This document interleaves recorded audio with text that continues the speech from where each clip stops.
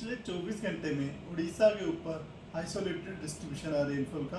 सबसे अधिक वर्षा जो हुई है कोरापुट के बंधु गांव में 30 मिलीमीटर दर्ज की गई है। मैक्सिमम टेम्परेचर की बात करें तो हाईएस्ट टेम्परेचर बोध में 41.9 डिग्री सेल्सियस दर्ज किया गया है। भुवनेश्वर में 35.9 डिग्री सेल्सियस और कटक में 35 डिग्री सेल्सियस मैक्सिमम टेम्परेचर दर्ज किया गया है। अन्य जगहों में झारसुगुड़ा में 40.2, मलकानगिरी में 40.1 और तितलागढ़ में 40 डिग्री सेल्सियस दर्ज किया गया है तापमान। अगर चेंज की बात करें तो मलकानगिरी और कोरापुट में 0.6 डिग्री सेल्सियस का चेंज देखा गया है।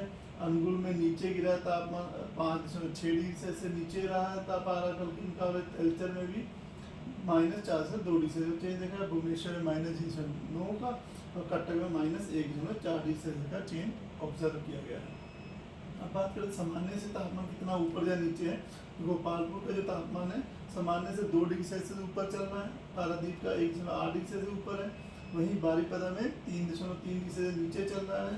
बालासोर में -2.3 डिग्री सेल्सियस तापमान है नीचे जो है। डिपार्चर भुवनेश्वर में -1.6 डिग्री सेल्सियस और कटक में -2 डिग्री सेल्सियस का डिपार्चर ऑब्जर्व किया गया है आज। अब बात करें सिग्निफिकेंट वेदर सिस्टम की, तो जो उड़ीसा के ऊपर आज जो है तो एक छत्तीसगढ़ झारखंड जो के पास से होते हुए ट्रफ लाइन जा रही है जो कि बिहार से होते हुए, तो उसके प्रभाव की वजह से और आज जो वेदर रह सकता है। बाकी जो आने वाले टाइम में जो लो प्रेशर एरिया जो वेल लो प्रेशर एरिया बना था कल वाला, वो वेस्ट सेंट्रल और यानी साउदर्न बे ऑफ बंगाल के ऊपर प्रसिस्ट कर रहा है सुबह 8:30 की ऑब्जर्वेशन के हिसाब से आज 9 अप्रैल को। और उसकी जो साइक्लोनिक सर्कुलेशन है वो मिडल ट्रोपोस्फेरिक लेवल तक एक्सटेंड कर रही है। यह जो सिस्टम है अगले 12 घंटे में west central bay of Bengal के अंदर नॉर्थवर्ड मूव करने की संभावना रख रहा है। उसके बाद और एक वेलमा लो प्रेशर एरिया बना रहेगा और उसके बाद के 24 घंटे में जो यह रिकर्व करेगा नॉर्थ ईस्टवर्ड डायरेक्शन में और यह कमज़ोर हो जाएगा धीरे धीरे और सेंट्रल बे ऑफ बंगाल के ऊपर आएगा। ये जो है सिस्टम की जो पोजीशन, तो हमारे उड़ीसा के ऊपर इस सिस्टम का ज़्यादा प्रभाव नहीं रहेगा। फिर भी जो वार्निंग जो है कुछ डिस्ट्रिक्ट में दी गई है।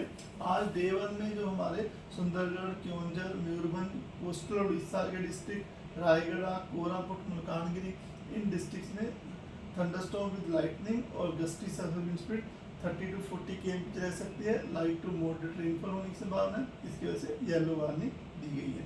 इसी प्रकार 10 तारीख को कल जो हमारा कोस्टल उड़ीसा और नॉर्थ इंटीरियर उड़ीसा में बालगढ़ को छोड़ के बाकी जितनी जगह वहाँ gusty wind speed 40 to 50 km रहने के लिए येलो वार्निंग दी गई है और थंडरस्टॉर्म में लाइटनिंग होने की संभावना है। और जो हमारे साउथ उड़ीसा के जो डिस्ट्रिक्ट हैं जिसमें कंधमाल, कलांडी, रायगढ़, नवरंगपुर, कोरापुट, मलकानगिरी, यहाँ पर भी गस्टी विंड स्पीड 30-40 km रहने की संभावना है और आइसोलेट पे जो थंडरस्टॉर्म में लाइटनिंग हो सकती है। और इन जगहों पे जो रेनफॉल है वो लाइट टू मॉडरेट हो सकती है। और हमारा नॉर्थ उड़ीसा में और साउथ कोस्ट उड़ीसा में स्कैटर डिस्ट्रीब्यूशन रहने की संभावना है और जो बाकी जगह पे साउथ इंडियन की जो डिस्ट्रिक्ट वहाँ आइसोलेटेड डिस्ट्रीब्यूशन रहने की संभावना है 10 तारीख को। 11 तारीख को थोड़ा प्रभाव कम हो जाने की संभावना है। तो भी जो कोस्टल रीजन मयूरभंज, केओंझर, रायगढ़, कोरापुट, मलकानगिरी इन डिस्ट्रिक्ट में जो है येलो वार्निंग दी गई है आइसोलेटेड थंडरस्टॉर्म लाइटनिंग के लिए और गस्टी सर्विस पे 30-40 km रहने की संभावना की वजह से। और जब 12 तारीख की बात करें मयूरभंज, केओंझर में जो है वार्निंग येलो वार्निंग है आइसोलेटेड थंडरस्टॉर्म लाइटनिंग और गस्टी सर्विस 30-40 km रहने की संभावना से। डे 5 में कोई वार्निंग नहीं है। मयूरभंज, केओंझर, बालासोर डिस्ट्रिक्ट में हल्की से मध्यम वर्षा होने की संभावना है 13 तारीख को। और 14 तारीख को जो हमारा बालासोर, भद्रक, जाजपुर, केंद्रपाड़ा, अनुगुल, ढेंकनाथ, केओंझर, मयूरभंज, सुंदरगढ़ इन डिस्ट्रिक्ट में लाइट टू मॉडरेट रेनफॉल होने की संभावना है।